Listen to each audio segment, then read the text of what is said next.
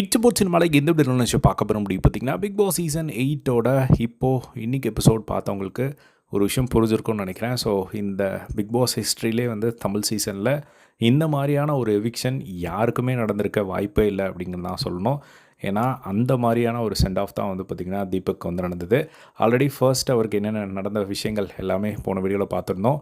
So கடைசியாக வந்து அந்த ட்ராஃபி உடைக்கிற மொமெண்ட்டில் வந்து பார்த்திங்கன்னா அவருக்கு ஒரு விஷயம் நடந்தது. ஸோ அந்த ஒரு விஷயம் எல்லாருமே ஒரு பயங்கரமாக ஒரு தூக்கி வச்சு கொண்டாடிட்டாங்க.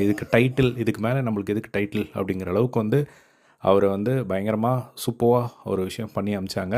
என்னாச்சு அப்படின்னு பார்த்தீங்கன்னா, பிக் பாஸ் ஃபஸ்ட்டு அந்த ட்ராஃபியை வந்து உடைக்க சொல்கிறாங்க. அந்த ட்ராஃபியை போட்டு உடச்சிட்றாரு. அதுக்கப்புறமா இது வரைக்கும் நான் யாருக்கும் பண்ணாத ஒரு விஷயத்த நான் இப்போ உங்களுக்கு பண்ண போகிறேன் அப்படின்னு சொல்லிட்டு, நீங்கள் கேப்டன்சி வின் பண்ணப்போ உங்களுக்கு ஒரு கிரீடம் கொடுக்கப்பட்டதில்ல, அந்த ஒரு கிரீடம் எங்கே அப்படின்னு கேட்கும்போது அதை நான் கவரில் கட்டி வச்சிட்டேன் அப்படிங்கிற மாதிரி சொல்கிறாரு. அதை போய் எடுத்துகிட்டு வர சொல்கிறாங்க. முத்துக்குமரன் ஓடி போய் ஃபாஸ்ட்டாக அதை திறந்து அந்த கிரீடத்தை வந்து எடுத்துகிட்டு வராரு.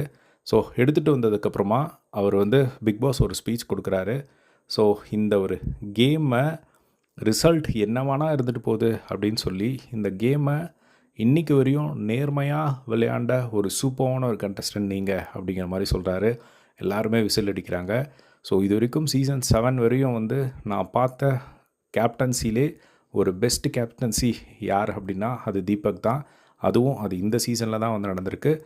இனி எத்தனை பிக் பாஸ் வந்தாலும் கேப்டனானா ஒருத்தர் தீபக் மாதிரி நம்ம கேப்டனாக இருக்கணும் அப்படின்னு யோசிக்கிற அளவுக்கு நீங்கள் ஒரு இம்பேக்டை வந்து செட் பண்ணிட்டு போயிட்டுருக்கீங்க. ஸோ ஒரு பெரிய இன்ஸ்பிரேஷனை வந்து நீங்கள் க்ரியேட் பண்ணிக்கிங்க.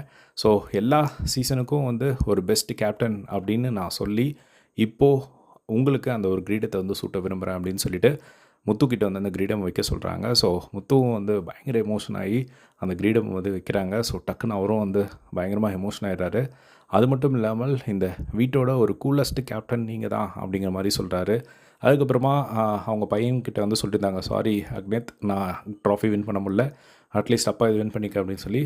அதுக்கப்புறம் பிக் பாஸ் அதுக்கும் வந்து சொல்கிறாரு, ஸோ அக்னேத் your dad is a superstar அப்படிங்கிற மாதிரி வந்து தீபக் வந்து பார்த்திங்கன்னா ஒரு பயங்கரமான ஒரு புகழாரம் வந்து கொடுக்குறத வந்து பார்க்க முடிஞ்சுது. அதுக்கப்புறமா வந்து தீபக் வந்து பார்த்திங்கன்னா ரொம்பவே எமோஷன் ஆகிட்டார், அழ ஆரம்பிச்சிட்டாரு. ஸோ ஹவுஸ்மேட்ஸ் எல்லாருமே வந்து ரவீந்தர் ஒரு பக்கம் அழுறாங்க, ஜாக்லின் ஒரு பக்கம் அழுகிறாங்க. மொத்த வீடுமே வந்து ஸ்டன்னாகி வந்து இருந்ததை வந்து பார்க்க முடிஞ்சுது. ஸோ இதுதான் வந்து பார்த்திங்கன்னா ஃபைனலாக அந்த வீட்டுக்குள்ளேருந்து வெளியே போகும்போது நடந்த ஒரு விஷயம்.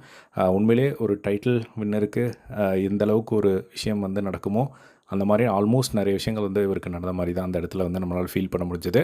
ஸோ எத்தனை பேருக்கு அது தோணுச்சு, அந்த ஒரு மொமெண்ட் எப்படி இருந்தது, செம்ம மாசாக ஒரு வெளியே போன மாதிரி தான் இருந்தது. ஸோ இதை பற்றி உங்களோட ஒப்பீனியன் கமெண்ட் பாக்ஸில் ஷேர் பண்ணுங்கள். இதே மாதிரி எல்லாம் பிக் பாஸ் அப்டேட்ஸ் தெரிஞ்சுக்க நம்மளோட சேனலை சப்ஸ்கிரைப் பண்ணி சப்போர்ட் பண்ணுங்கள். தேங்க்ஸ் ஃபார் வாட்சிங். பை.